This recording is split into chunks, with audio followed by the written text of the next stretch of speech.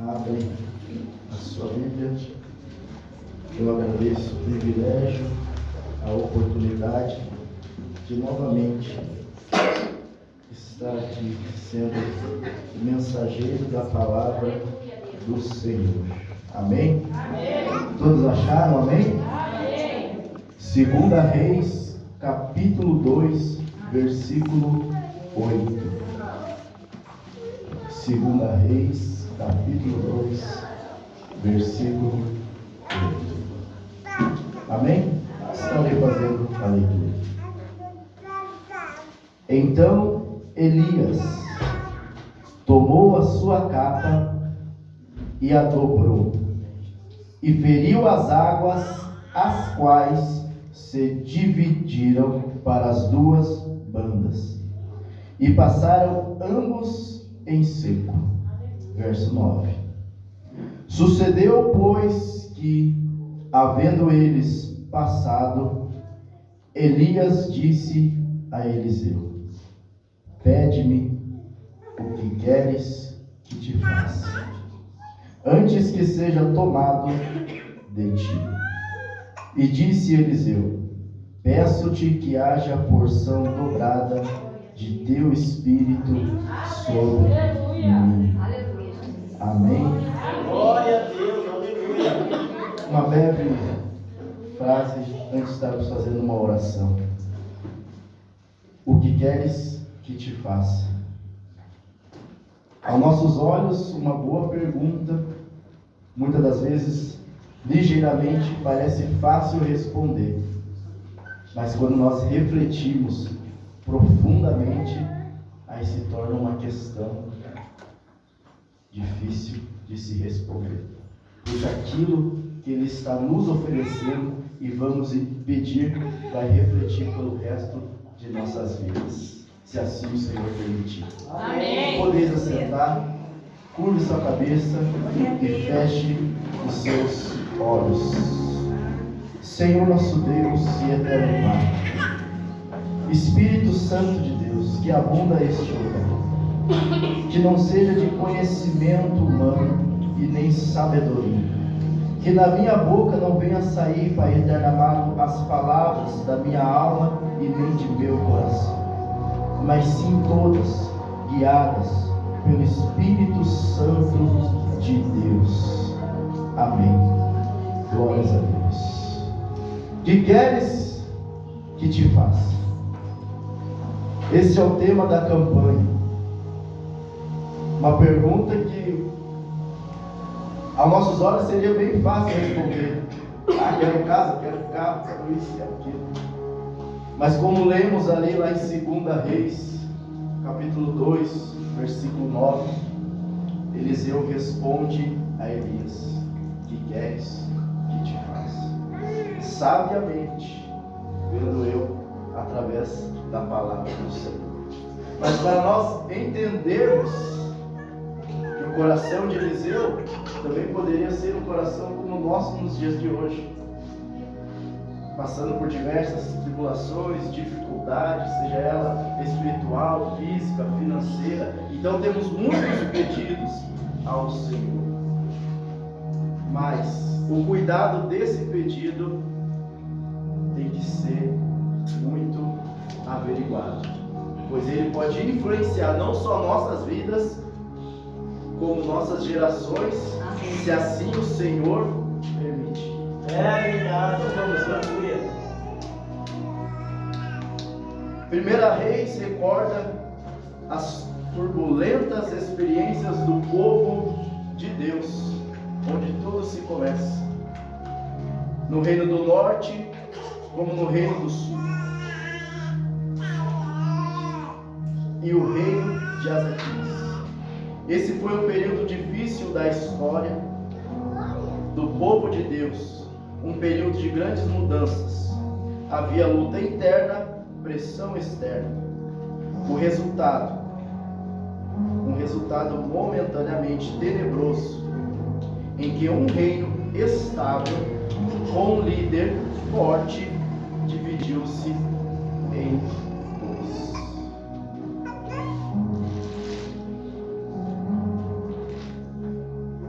pulando já para o capítulo 16 de 1 Reis. Depois de, creio que muitos irmãos sabem aqui, o contexto, a história, tudo que se passou, os reis como agiam perante a presença do Senhor. Chega um tempo, no verso 29 do capítulo 16, que Acabe, filho de Omri, passa a reinar sobre Israel durante 22 anos. Mas este rei Acabe, filho de Omri, o que era mal aos olhos do Senhor, mais do que todos que foram antes dele. Então aqui já temos um breve relato, um breve parecer que eu acabei de ler agora na palavra do Senhor, sobre os momentos turbulentos, aflições, seja elas. Acabe, mais do que todos foram antes, e aos olhos do Senhor não parece ser certo. Então já temos um breve parecer. Se Acabe não foi aos olhos do Senhor, então os que foram antes dele também não foram. Por isso os dias turbulentos. Por isso experiências que só o Senhor na causa. E ainda Acabe tomou por mulher a Jezabel, filha de Etbaal, rei dos Sidônios, e foi, e serviu a Baal, e se encurvou diante dele. Fez muito mais para irritar ao Senhor, Deus de Israel. Verso 33 de 1 Reis, capítulo 16. Do que todos os reis de Israel que foram antes dele. Veja bem, Acabe, o rei, tinha conhecimento, sabia dos profetas do Senhor e do Senhor, mas mesmo assim ele foi contra os seus desígnios, e ainda criara aqui no verso 33 um bosque, de maneira que Acabe fez muito mais para irritar o Senhor Deus de Israel do que todos os reis que foram antes dele. Um rei conhecedor, sabia. E naquele tempo, só para os irmãos também entenderem a mensagem, os profetas, o rei ou rei, eles davam de alimento, eles alimentavam, eles cuidavam, assim como muitos missionários nos dias de hoje, enviados por muitas igrejas. Eles têm uma ajuda, eles têm um curso, eles têm um cuidado das pessoas, dos homens, mas um maior, que é de Deus. Mas Deus, descontente com tudo isso que se passaram, com todos os relatos, todos os reis, e chegando a Acabe, um dos piores, trouxe uma resposta, irmã Bela, a esse reinado de Acabe e ao povo de Deus. E qual que era a resposta a um dos piores reis? Um dos maiores profetas, Elias, o tisbita. Então, capítulo 17, versículo 1. Então Elias, o tisbita, dos moradores de Gileade, disse a Acabe: vive o Senhor Deus de Israel, perante cuja face estou, que nestes anos nem orvalho nem chuva haverá, senão segundo a minha palavra. Um rei soberbo, um rei autoritário, um rei que mais para frente vamos ver que se comporta de uma forma como criança. Não o deram, não o entregaram, não fizeram a sua vontade, então ele fecha a cara, se emburra, enche o beiço e fica no seu cantinho. Deus levanta um dos maiores profetas para falar. Vamos parar com essa bagunça, porque ainda há um Senhor, ainda há um Deus. E quem foi esse? Elias, o Tibis. Nesse momento que Elias se levanta contra o rei Acabe, a palavra do Senhor não nos diz, mas como eu expliquei aos irmãos, tem um sustento, tem um cuidado, tem uma provisão do homem. Então imagine só, um se levantar contra o rei, com uma profecia. Podemos dizer aos nossos olhos, amaldiçoando, maldizendo, contra o rei, contra a sua autoridade. Desse aí eu não cuido mais, desse aí eu não protejo mais, esse aí eu não alimento mais, esse Elias aí não quero nem saber, pode tirar do meu reino. Qualquer coisa, manda matar. Sobe com ele, não quero saber. Preste bem atenção. Aonde Deus, irmã Bela, te guia, Ele provê. Amém. Glória a Deus. Aonde Deus te envia, Ele provê. Amém. Onde Ele guia, Ele provê. A fé não permite que uma ameaça de privação altere o curso de Deus estabelecido. Elias não se preocupou se ele ia ser sustentado por Deus. Elias não se preocupou se ele ia ser tirado, banido do reino de Acabe. Ele se preocupou primeiramente, a obedecer à voz de Deus. No verso 2 do capítulo 17 veio a palavra do Senhor dizendo: vai-te daqui, vira-te para o oriente e esconde-te junto ao ribeiro de Querite, que está diante do Jordão. E aqui confirmando as palavras que anteriormente eu disse: e há de ser que beberás do ribeiro, e eu tenho ordenado aos corvos que ali te sustentam. Não é o rei Acabe, não é nenhum do rei, é a pássaros, é a corvos que te sustentam. A provisão é do Altíssimo, a grandiosidade é do Altíssimo. Se Ele estabeleceu na tua vida, pode acontecer o que aconteça, não vai adiantar você ficar fugindo. Não é 1, não é 2, não é 5, não é 10 anos. Se Deus estabeleceu, vai ter que acontecer. Glória a Deus. Aleluia. E outra provisão: levanta-te e vai a Sarepta, que é de Sidom, e habita ali. Eis que eu ordenei ali uma mulher viúva que te sustente. E nós muitas das vezes andamos preocupados. Como vai ser o dia de amanhã? O que eu vou comer? O que eu vou vestir? O que eu vou fazer? Aí, sem mais nem menos, entrando aqui já na história da viúva de Sarepta, juntamente com Elias, ele vai até a casa dela e diz: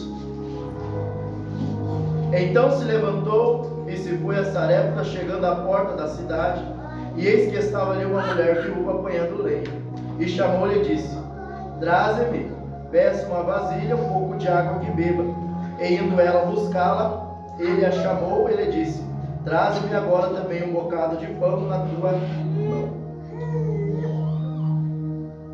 Muitas das vezes a gente tem o coração de servo, a gente quer servir, a gente tem a disponibilidade, mas Deus nos põe à prova. Eu quero fazer, eu quero doar, mas eu não tenho nem para mim. Aí então chega um indivíduo, aí então chega um profeta, aí então chega um abençoado. Imagine aqui comigo na sua casa.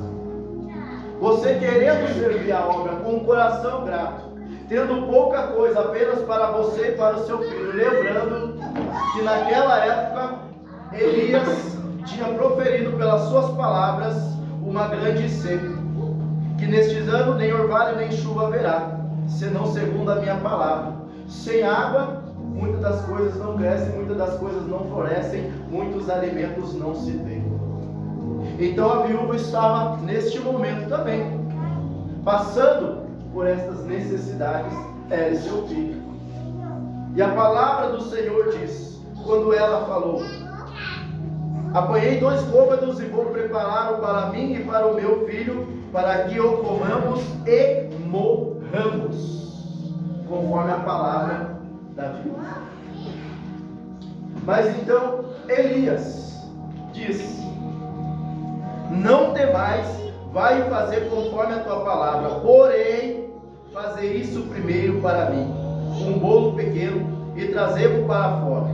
Depois farás para ti e teu filho, porque assim diz o Senhor, Deus de Israel: a farinha da panela não se acabará, e o azeite da botija não faltará, até o dia que o Senhor dê chuva sobre a terra. Quando você está com esse coração grato e fervoroso de servir ao Senhor, coloque Ele e a sua vontade em primeiro lugar, porque o teu celeiro sempre estará farto. O teu celeiro sempre estará cheio.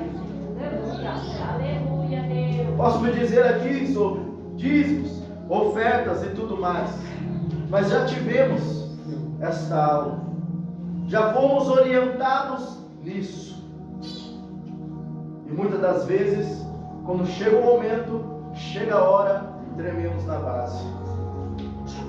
Pago a conta ou dizimo? Sirvo a mim ou sirvo ao Senhor? Não somente no aspecto em dinheiro, mas no aspecto carne, aspecto emocional, aspecto espiritual. Hoje eu não estou bem, então não vou servir ao Senhor. Amanhã não, hoje eu estou alegre, hoje eu vou pular, hoje eu vou dar glória, hoje eu vou fazer de tudo. Independente a situação e o motivo, primeiramente é Deus. Amém. Quer ver as coisas acontecer na tua vida? Coloca Deus em primeiro lugar. Coloque a vontade de Deus dentro da tua casa. É difícil? Sim. Mas se Ele está falando que vai fazer, que já estabeleceu. E outra coisa, irmãos, uma coisa mínima que muitas das vezes a gente menospreza. Sabe o que é? Uma coisa tão simples, mas ao mesmo tempo tão grandiosa, irmão Alessandro. É a salvação. Se a gente parar para pensar onde estávamos antes e como estamos agora, já era motivo suficiente de adorar, glorificar, exaltar por Deus em primeiro lugar em toda a nossa vida. Se andarmos na rua e vemos as situações de diversas pessoas, já é motivo suficiente de glorificarmos a Deus.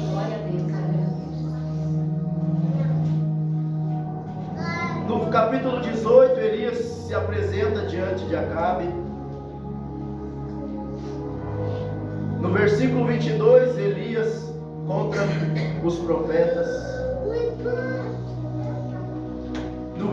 No capítulo 19, perto do ponto da mensagem onde queremos, ou Deus quer chegar, Jezabel ameaça Elias.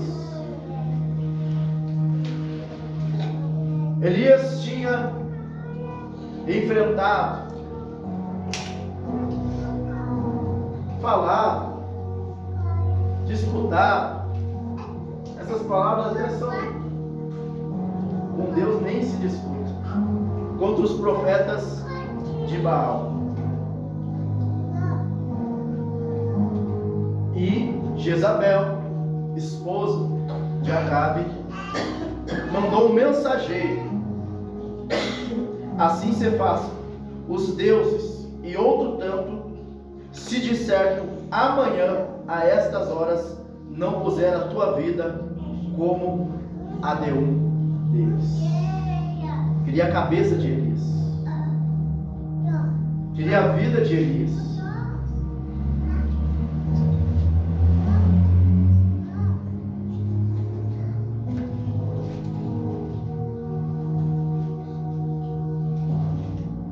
Ela estava indignada. A esposa do rei não estava no momento, mas estava indignada, porque mataram seus profetas da sua adoração, os profetas de Baal.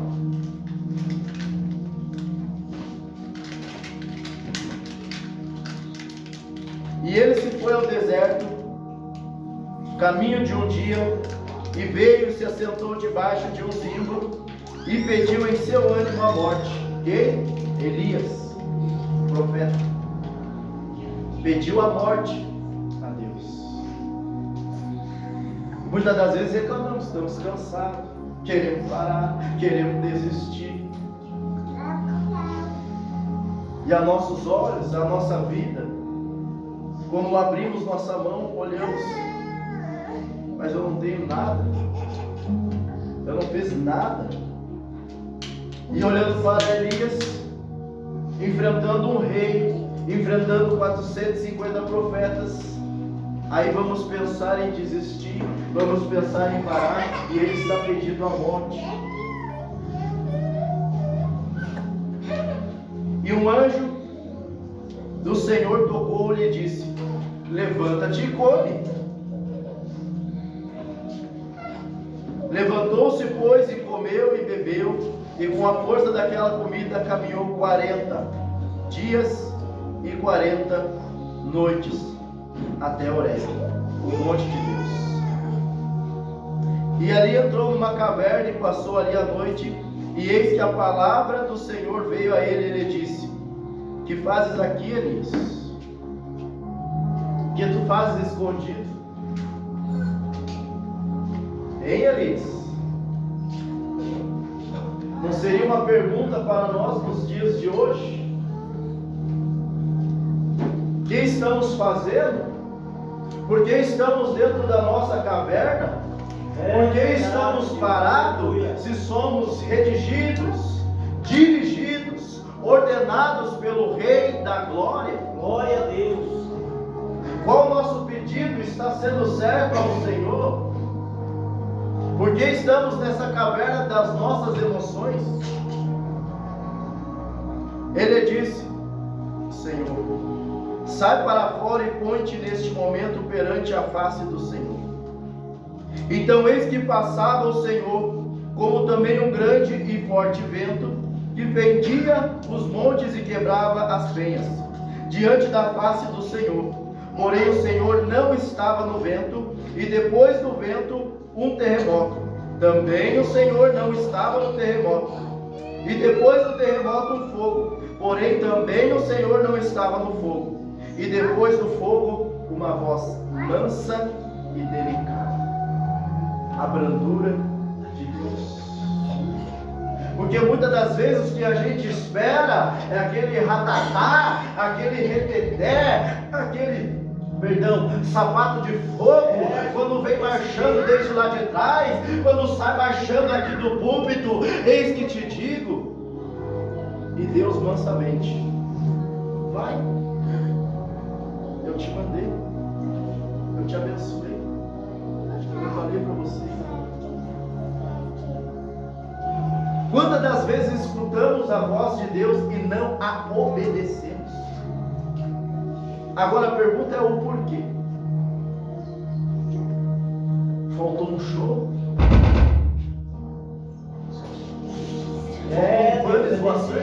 Glória a Deus, aleluia. Deus vai lá e fala na vida daquela mulher. Deus vai lá e fala na vida daquele homem.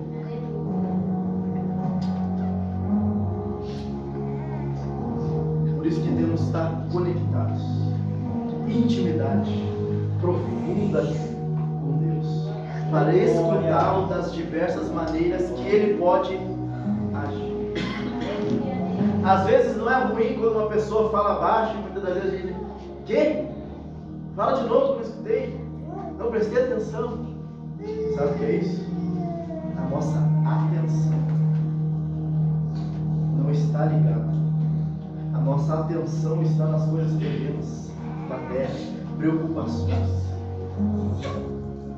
Porque se o meu Deus, Rei da Glória, que tem todo o poder, que fez e criou todas as coisas, qual é o sentido de eu não acreditar nele? Que ele transforma marido, que ele transforma esposa, que ele transforma filhos. Ah, mas está demorando demais. Eu estou orando, estou jejuando, estou de joelho no chão e está demorando. Uma pergunta: o tempo é nosso ou o tempo é dele? O propósito é nosso ou o propósito é dele? Mas tem uma coisa que ele fica vigiando em nós. Sabe o que é? A fé. Passou uma semana, já perdi o calor e a emoção de orar e jejuar. Deus não fez nada, para que eu vou orar? Para que eu vou jejuar? Para que eu vou no monte? 2 semanas, não fez? Ah, não vou fazer, Deus não fez nada. É o Deus da glória. Rei Acabe, na terra, se fez como criança. Ele queria a vinha de Nabote. Nabote não vendeu. O rei da terra fez o quê? Correu para o seu canto. Foi chorar suas pitangas. Foi chorar suas mágoas. Porque dinheiro não comprou. Porque outra terra melhor não comprou. Aí nós achamos que Deus, no estalar de dedos, muitas das vezes, na nossa vida, toda torta, todo esburacado, sem oração, sem joelho, sem jejum, queremos que Deus transforme da água para o vinho. É verdade, Deus tem misericórdia.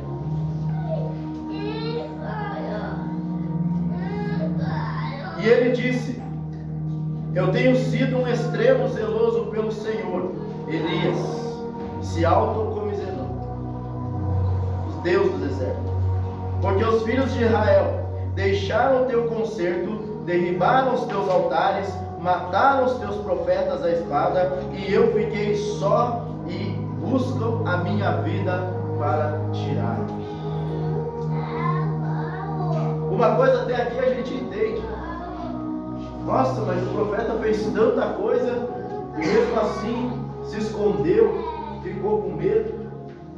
Mas é uma lição para nós nos dias de hoje. Porque no verso 15, o Senhor já lhe anima. E o Senhor lhe disse: vai, volta pelo teu caminho para o deserto de Damasco, vem e unge a Hazael, rei sobre a Síria.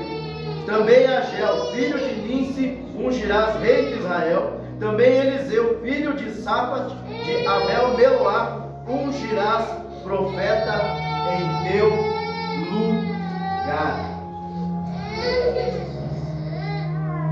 Quando eu tenho substituto, ou quando eu vou ungir um substituto, amando de Deus, eu sei que algo está para acontecer. Então minhas forças se renovam, sim. Meu coração se renova, sim. Muitas das vezes achamos que estamos o quê? Sozinhos. Versículo 17.